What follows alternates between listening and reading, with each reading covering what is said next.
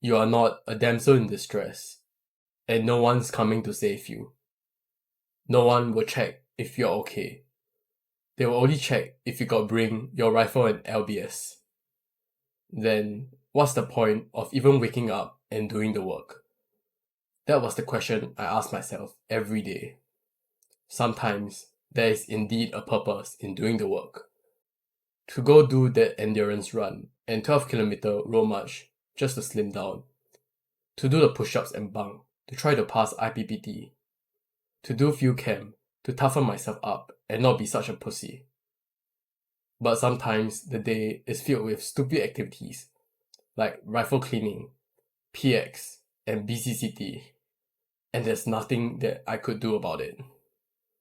This brings me to lesson 1. It is what it is.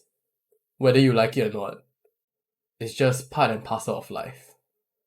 We don't need to live in a fantasy where everything we do needs to be some meaningful or purposeful piece of work that is catered to our liking.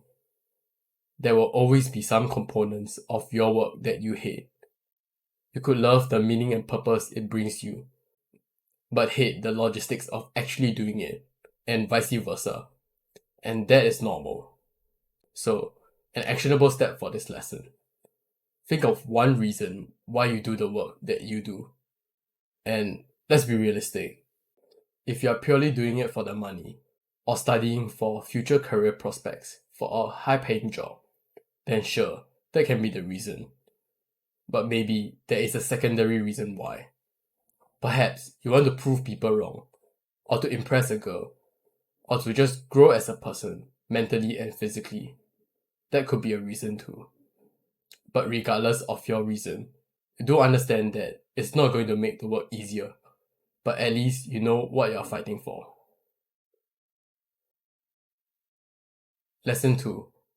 You will only take action if the pain of not taking the action is greater than the discomfort of just doing the action itself. To illustrate my point, it's time to tell a story. I partially opened my eyes, only to be blinded by a bright fluorescent light shining on my face. I was woken up by the ceiling lights in my bunk at 5 in the morning. I needed to start preparing my attire and items for the day, but I felt really tired. All I felt like doing was to go back to sleep. I laid there, eyes closed for the next minute. And then, I took a deep breath before jumping out of bed. I couldn't be late again and be a burden for my platoon. So I grudgingly put on my uniform, just like the rest of my bunkmates, and went on with my day. There is discomfort in waking up early, but the pain of letting your team down is even worse. It is difficult to start doing work when it is a habit for you to procrastinate. I get it. It's easy to just maintain the status quo and do nothing to try to be better.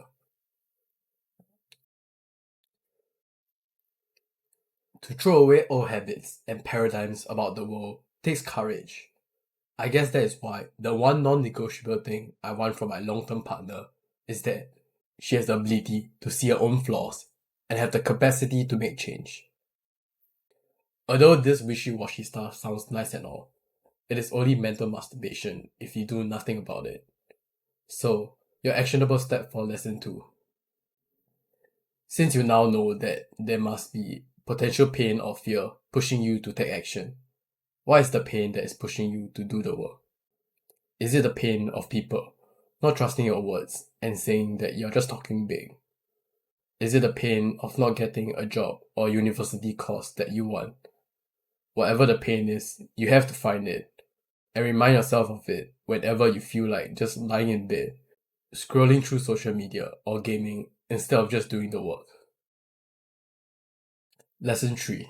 Optimal health, sleep and diet is really important, but you still can do great things whilst being in a suboptimal state. And now back to story time. I had failed the IPPT fitness test 2 times already, and I was lucky to have a third chance to retake it. But what was not so lucky was the fact that I was coughing for the past few weeks, and let's just say the medication I took was not enough, and I still had throat inflammation the night before. I wanted to report sick multiple times the previous day, but as mentioned earlier, the pain of letting my platoon down was greater than the discomfort of just doing the fitness test. I somehow passed the test this time, even though I was not in the best state of health and was quite sleep deprived. And sure, right after the test, my body gave way and got even more sick, but I still think it was worth it. Lesson 4. With a job or work that takes up a lot of time, there will only be time to either pursue your passion or to indulge in time-consuming habits. I have a friend in the army that wants to be a professional Valorant player. For him, gaming is fulfilling a purpose in his life, and perhaps that is his way of pursuing status. So it would actually make sense for him to spend his free time gaming. But for me, I have no intention of being in esports tournaments. So whenever I game with my friends, I am sacrificing time to pursue this side passion of making videos. I'll have less time to think of ideas, less time to write scripts, less time to read more books to have more content to teach. So it was really important for me to reduce the number of days where I indulge in gaming during the little free time that I have. And to do that, I had to dissect the reason why I was so hooked onto games. For me, playing games with others sort of gave me a social standing in life. Let me explain. I don't have many friends, and I've not achieved anything in life yet. So the only conversation topic I could have with the guys around me was about the latest shows, or sometimes gaming. Gaming with friends is one of my only platforms for social interaction. My desire to be better at gaming stemmed from wanting my peers to like me more and get some validation and attention.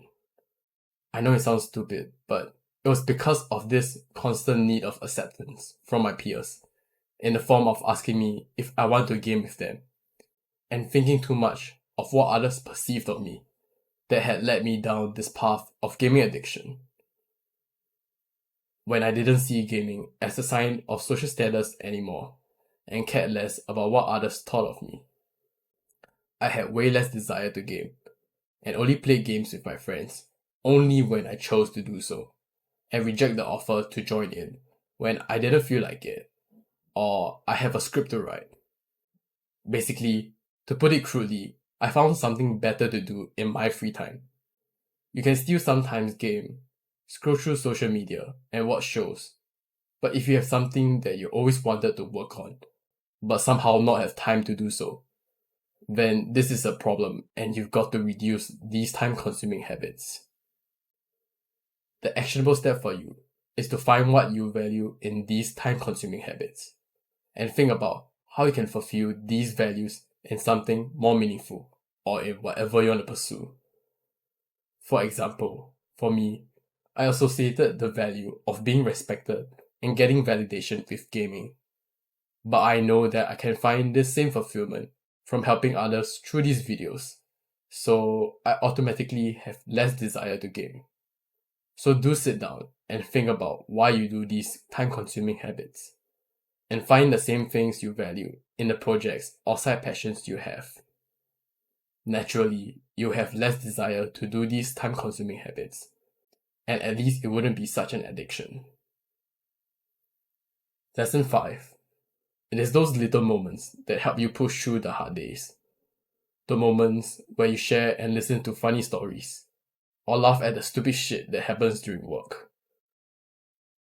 So for the first few weeks in BMT, I completely sucked at folding my uniform into a smart four, which is basically folding the sleeves in a very specific way to sort of make it look presentable. One of the days, I was rushing to fold it, and it looked even worse than usual. I needed to refold it, and I didn't know how. Fortunately, we had some free time, and my section mates came together to refold it for me, which I was really grateful for. but it looked like they were doing an urgent surgical operation. So we coined the term Operation Smartfall. Granted, it wasn't really that funny in hindsight, but it was a really wholesome story to tell, and it gave me the energy to push on with work that day. And that's 5 lessons that I've learned from BMT that's helped me to do the work, even when I didn't feel like it. Well, most of the time at least.